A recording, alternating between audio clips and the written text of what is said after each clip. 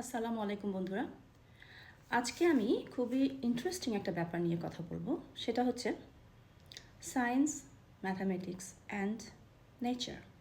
এই তিনটা জিনিসের কিন্তু খুবই নিবিড় একটা কানেকশন আছে, যেটা নেচার আমাদেরকে সবসময় বিভিন্নভাবে বলতে থাকে, নীরব ভাষায়, তার ভাষায়। আমরা যদি আমাদের একটু লজিক খাটাই, একটু ডিপলি দেখি আশেপাশে, তাহলে কিন্তু আমরা এই কানেকশনটা বুঝতে পারবো।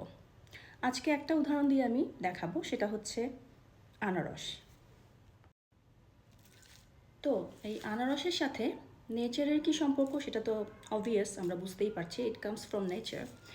আর এটার সাথে সায়েন্সের সম্পর্ক obvious, because it is science. Everything around us is science. আমরা যে শ্বাস প্রশ্বাস নিই সেটিও সায়েন্স। আর তাহলে ম্যাথামেটিক্সের কীভাবে সম্পর্ক আছে সেটিও বলছি। সেটি হচ্ছে ম্যাথামেটিক্সে ফিবোনাচ্চি রাশিমালা বলে একটি রাশিমালা আছে, একটু সিকোয়েন্স আছে, যেটি কিনা শুরু হয় 0 থেকে এবং 0-এর পরে 1, তারপর 2। এটি এভাবে চলতে থাকে যে আগের 2 সংখ্যার যোগফল দিয়ে পরের সংখ্যাটি তৈরি হয়। লাইক 0, 1, 2, এরপরে 3, 2 যোগ 1 3, এরপরে হবে 3 যোগ 2 5, এরপরে হবে 5 যোগ 3 8। এভাবে করে এটি চলতেই থাকে একদম অসীম পর্যন্ত। এটি হচ্ছে ফিবোনাচ্চি রাশিমালা। এখন চলে আসছি এই আনারসের সাথে ফিবোনাচ্চি রাশিমালার সম্পর্ক কীভাবে সেটি বলার জন্য। তো আমরা যদি এই যে আনারসের যে একটা প্যাটার্ন আছে, স্পাইরালভাবে এটার আইসগুলো একটা দেখেন, একটা প্যাটার্ন মেনটেন করে, কিন্তু আমরা যদি একটু খুব ভালো করে দেখি তাহলে দেখতে পাবো একটা প্যাটার্নে উঠে গেছে, সেটি হচ্ছে একটা স্পাইরাল প্যাটার্ন, এই যে এভাবে। এখন এই আইসগুলো যদি আমি গুনি তাহলে দেখা যাবে প্রতিটা শুরু এবং শেষে ফিবোনাচ্চি রাশিমালা চলে আসছে। একটা গুনে দেখি, 1 2 3 4 5 6 7 8 9 10 11 12 13 13 একটা ফিবোনাচ্চি রাশি।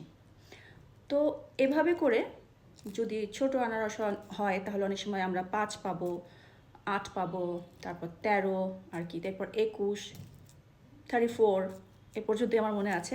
আর আনারসের চেয়ে আর বড় হয়ও না সাধারণত। বাট আমরা যদি দেখি তাহলে দেখা যাবে প্রতিটা আইজে যে স্পাইরাল প্যাটার্নটা সেটা ফিবোনাচ্চি রাশিমালাকে রিপ্রেজেন্ট করছে। Isn't it fascinating?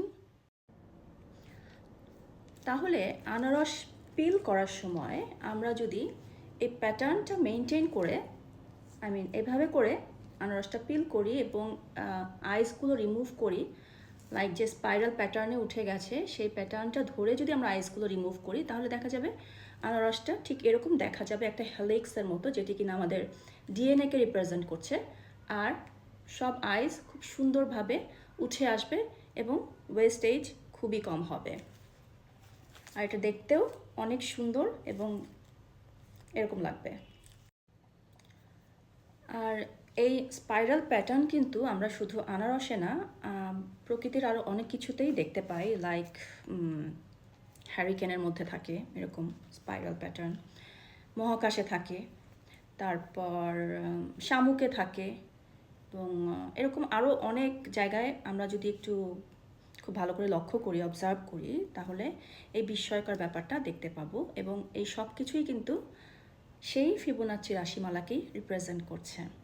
এর মাধ্যমে সৃষ্টিকর্তা আমাদের কিছু বলার চেষ্টা করছেন, কানেক্ট করার চেষ্টা করছেন, that there is a greater power.